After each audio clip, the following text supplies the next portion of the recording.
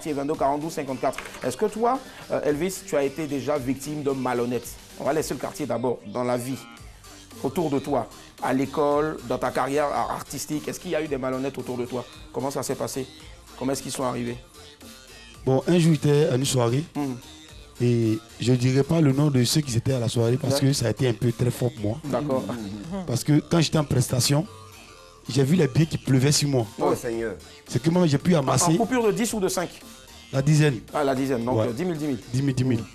C'est que moi, j'ai pu amasser dans ma main. Ça pourrait aller dans 300 et quelques mille francs. Pas seul, Mais comme ce ça. qui tombait, Seigneur. si je pouvais laisser cette affaire d'artiste pour moi-même, ramasser mon argent pour éviter le mythe même, ça pouvait aller. Mais quand j'ai fini d'attraper mon argent, ce que j'avais dans ma main, ce qui était à terre là, c'était le las. Ouais. Mais quand j'ai compté, c'est quand ils m'ont donné ce qui était à terre, c'était 5 000 francs. Non. Oh là là. La main qui t'a donné là, c'est la main là. Et qu'est-ce que tu as eu à faire après? Tu allais réclamer ton argent ou bien tu as laissé pour toi à Dieu? Je savais que j'avais été volé, mais j'ai laissé. Parce que C'est le manager à l'époque. c'est le mouvement. D'accord, c'est le Il faut mouvement. accepter ça. Ah ouais. Chacun se sait. Ça m'a vraiment formé et aujourd'hui je suis musclé. Il est musclé. Il va nous donner la tactique. Donc quand on fait sur toi, tu fais comment? Non, mais on va y arriver tout à l'heure. Voilà. Chacun va nous dire la tactique, bien sûr, pour se défendre Il s'abaisse pour des malhonnêtes. ramasser. Annick, on t'écoute à présent. Dis-moi, est-ce que toi, tu as été déjà victime de quelqu'un peu honnête? Oui. Et un ami à moi qui m'a demandé de faire un travail colossal. Quand j'ai eu travail colossal, c'est vraiment colossal, peut-être qui pouvait être payé à coups de millions. Mais je lui ai fait ce travail-là, vil prix. Et ce vil prix-là, il ne m'a pas payé. Jusqu'à aujourd'hui, ça fait quoi? 5 ans pratiquement. Et c'est quoi le vil prix là? 10 000? Qu'à 10 000. Ah d'accord. Elle, son ville, c'est 1 million. hein. Le vil, c'est quand même 500 000. Ça, Tu vois, mais c'était vraiment vil prix, quoi. Annick. Et il ne me l'a pas donné. Ça a gâté notre amitié. C'est comment on a fait d'argent, là. ouais, j'imagine. Je ne veux plus parler. 22 42 54 si l'envie, en tout cas, vous tente bien sûr de participer en direct et puis aussi de dénoncer ces actes pas du tout Malhonnêtes. top, malhonnêtes, on va dire, comment reconnaître ce soir, malhonnête au quartier. Alors, je t'écoute maintenant, Mélissa, toi qui es femme d'affaires. Pour moi, là, l'affaire là. Attends, je termine d'abord, je sais que ça te fait mal. Non, ça me fait tellement mal que je veux même pas que tu termines. Même moi, je vais commencer à Bon, d'accord, parler. vas-y. Est-ce que tu as été déjà grugé? Ben oui. Ben oui, quand tu es femme d'affaires là, on te gruge tout le temps. Mais bon, maintenant, je suis aguerrie. Ok. D'accord, 22 42 54. Bonsoir, Herman. Oui, Herman, Oui, bonsoir. comment ça va? Oui, ça va. Ça va bien? Oui, ça va bien. Super, vous nous appelez de Angré, dans la commune de Cocody. On vous écoute, Herman. Votre avis sur le sujet?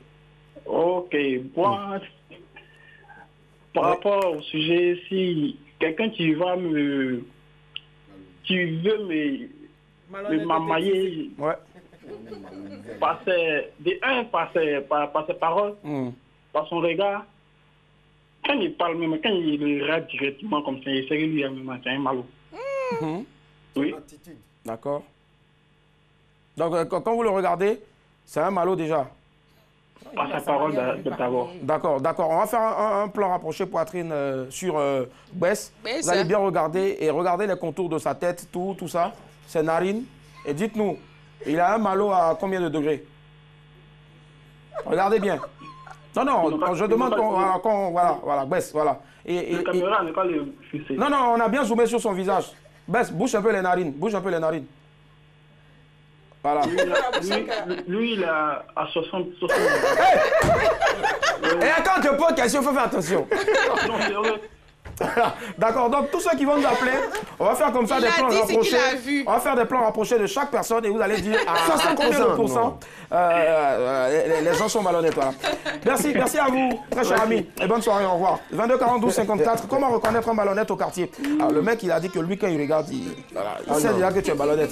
Est-ce que depuis ce que tu nous as raconté tout à l'heure, là, comme situation où tu as eu à faire un malhonnête quand il y a eu des travaillements sur toi, tu vois des billets de 10 000 francs pleuvoir et puis à la fin, c'est 50 000 on te donne. Et dans 50 000 encore, là, ils ne sont pas venus te tendre la main pour te dire Elvis, il faut payer le transport. Ah non, c'est méchant, les gars. Moi, j'avais dans ma main, tout ce qui est tombé, voilà qu'on a ramassé, on l'a mis ensemble, on s'est laissé. Ah ouais. Mais ce qui est dans tes langues, toi, c'était beaucoup. C'était beaucoup. Hein. Tu vois même, tu es là, tu sais. J'ai vu. Mais Merci, Thomas. Si tu as personne, tu as dit, pas fait ça. c'est vrai en plus. Les managers ont ramassé ça pour toi. C'est Donc les mannequins ont joué le rôle. C'est la règle qui est là, Seigneur. On fait pas ça. Donc quand c'est comme ça, c'est pas mieux de prendre ton petit frère pour aller. Pendant que tu es en train de chanter, tu pleures. Pas ce qui se passe à terre là. C'est un film d'horreur. Ta voix change. Moi, Mélissa, mon affaire d'argent. Je vais laisser la chanson. Vous êtes deux à parler en même temps, on n'entend plus rien. Je dis, moi, Mélissa, mon affaire d'argent, je vais laisser le micro là et puis je m'abaisser. Non, tu n'es plus chanteuse. Non, là, je suis plus chanteuse. 22 42 54. Bonsoir Noélie. Ok. Bonsoir. Comment ça va? Ça va? Ça va, vous nous appelez de? Angry. Angers, très bien. D'accord. Vous vivez dans la même maison que celui qui nous a appelé tout à l'heure là? Non, non. Ah d'accord, parce qu'il nous appelait d'Angers aussi.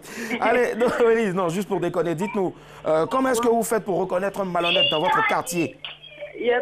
Bon, moi, j'ai vécu avec un monteur, là, un malhonnête. Là. Ça commence comme ça. Ah ça.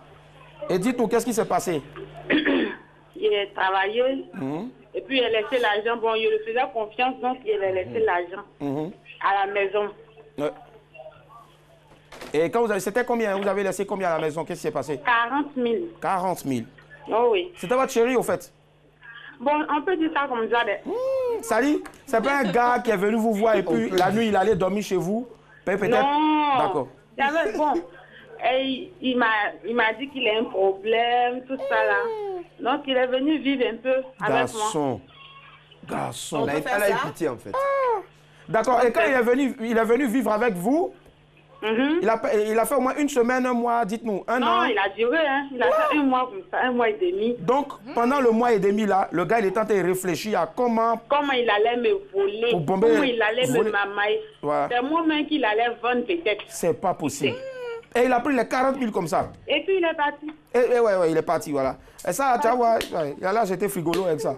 Donc les 40 000 là, hein, c'était caché où? Vous aussi, pourquoi vous avez fait plus le gars? Comment il a fait pour voir les 40 000? Ça peut être caché quelque part de loin, ça peut être au chevet du lit. Bon, il y avait tellement confiance, donc je ne cachais pas. Il a comment? Il est clair, il est noir. Il a... Ah, parce qu'il faut nous dire, hein, on sait jamais. Hein. Non, Noélie, parce que quand vous parlez, il y a quelqu'un de l'autre côté ici, là, derrière la caméra, qui est en train de transpirer à grosses gouttes. Il a un téléphone en main, il est en train de lui faire des photos. Donc je ne sais pas si c'est lui. C'est pas lui. Je salue Annick, que j'aime beaucoup. Ok, elle aussi, elle vous adore. Merci Noé. Au revoir, bisous. Bye. Dis-moi, est-ce qu'à la maison déjà, on t'a une fois volé comme ça? Tu as déposé ton argent de Pemli? Non. Les 50 000 qu'on a donné sur les 1 million. J'ai un petit que j'ai formé un peu là, parce que j'ai formé quelques artistes aussi. C'est ça. Il y a un petit que j'aimais bien, qui voulait me ressembler aussi. Donc il y a celui de marcher avec lui. Mais le petit, il est bon mais il est faux. Ouais. Aïe. Il est bon mais il est faux. Moi je suis sorti, il m'a appelé, ah Elvis, je suis dans la maison. Hein. Il n'y a pas de problème. À mon retour là. À mon retour, la maison est vide. Non. Je te parle. Il a failli partir à la porte même. Non. Il était pas quelque chose. Ça, il a garé un camion. Attends, mais les voisins n'ont rien dit, on l'a laissé. Le petit, parce qu'il est habitué là. Ah ouais. Le petit, il a un don. Son don, c'est quoi? Voler. Son don, c'est déménagement. 22 42 54, comment reconnaître un malhonnête dans votre quartier? Et depuis lors, tu l'as plus revu? Il a revu, mais quand il a vu même là, il me fait pitié. Et là, aujourd'hui, il a changé au moins. Ouais, c'est la colle douce. Le petit actuellement là où je trouve là, vraiment, il va te parler. Non, fais pitié. Prions pour lui. Courage, ça va aller. Il a un problème. Il se vole lui-même. C'est dangereux. Bonsoir Yao. Monsieur Yao. Oui, bonsoir. Ça va, monsieur Yao? Oui, ça va, monsieur. Très bien, vous nous appelez de la ville de San Pedro. J'appelle de San Pedro. C'est cela, on vous écoute, monsieur Yao. Bonsoir. Allô? Bonsoir. Monsieur Yao? Oui, allô? Oui, allez-y, parlez. Vous avez déjà répondu depuis le bonsoir là. Parlez, pardon, à cause de Dieu. Oui, allô, bonsoir, monsieur. Monsieur Yao, dites-nous, il y a monsieur Yao et puis il y a monsieur Kwadjo à côté. Il y a l'impression que quand un dit bonsoir, il passe le téléphone à l'autre. Monsieur Yao, vous êtes avec nous, non? Bah, bon. C'est dommage, voilà. C'est pour ça qu'il faut toujours baisser le volume de votre télévision quand vous nous appelez. Sinon, après, vous allez nous entendre en doublon. Et c'est un peu galère. On va écouter, bien sûr, maintenant. Tu as oublié mon affaire, là. Ah non. Ton affaire, là. Faut laisser je t'avais oublié en plus, c'est vrai. Hein? Il a volé quoi, dis-moi? Des perruques, des... L'affaire, là. Ouais. C'est une cliente qui m'appelle. Ouais. Elle me dit qu'elle veut réserver pour une prestation mariée.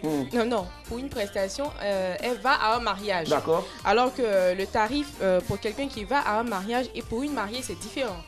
Donc, je lui donne le tarif de quelqu'un qui part à un mariage. Moins cher. Elle insiste pour que je réserve la date pour elle. Sans avance, parce que normalement, on paye une avance. Je dis, ok, il n'y a pas de problème. Je lui ai fait confiance. Le jour, elle vient à 6h. On avait rendez-vous. Elle s'emmène à 7h. Moi, je suis arrivée à 6h. Elle arrive.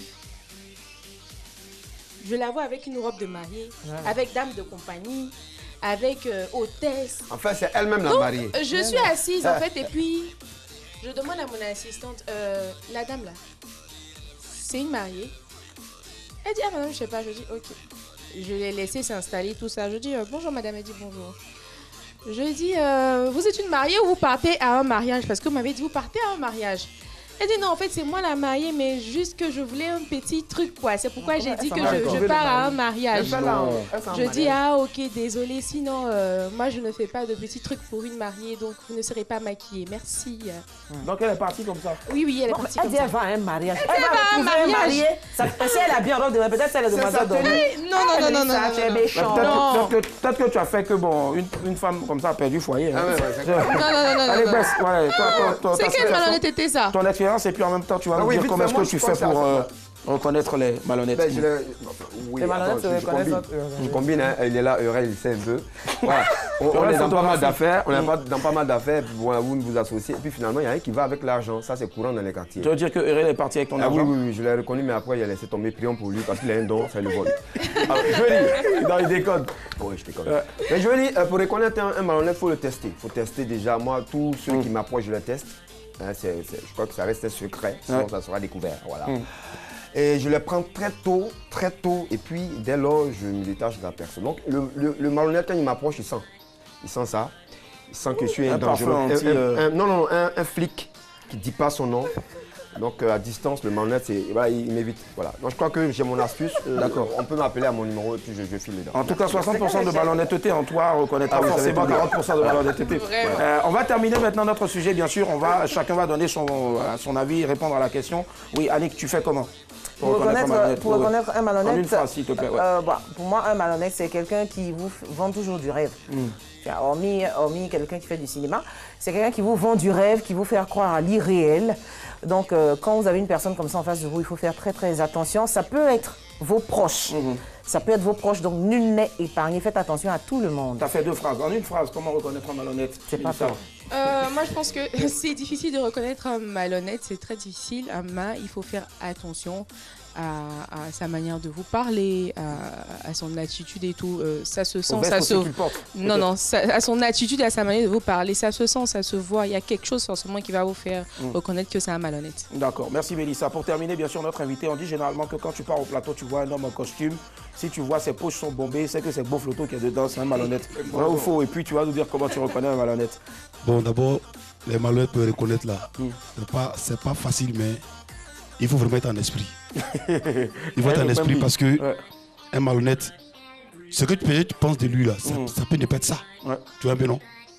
Mais les malhonnêtes, il faut beaucoup de la plupart des malhonnêtes. Il faut remarquer les malhonnêtes arrêtés. Alors quand ils s'arrêtent, ils sont cassés d'une manière. Comme ça, voilà. Derrière là.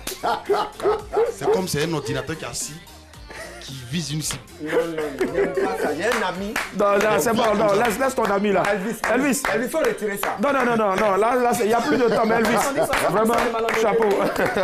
Voilà, ben, ce soir, on n'est pas en train de flageller les personnes. C'est vrai que l'apparence est trompeuse, mais il faut faire hyper attention, demander tout simplement à Dieu le discernement. Et puis faites aussi vraiment attention à où mettez les pieds, parce qu'on ne sait jamais. Ils sont là comme ça, nombreux dans les rues, et ils vous offrent le rêve, ils vous font miroiter beaucoup de choses, alors qu'au fond, ben, ils sont juste là pour vous soutirer énormément de choses. Il n'y a pas que l'argent seulement qu'on puisse soutirer.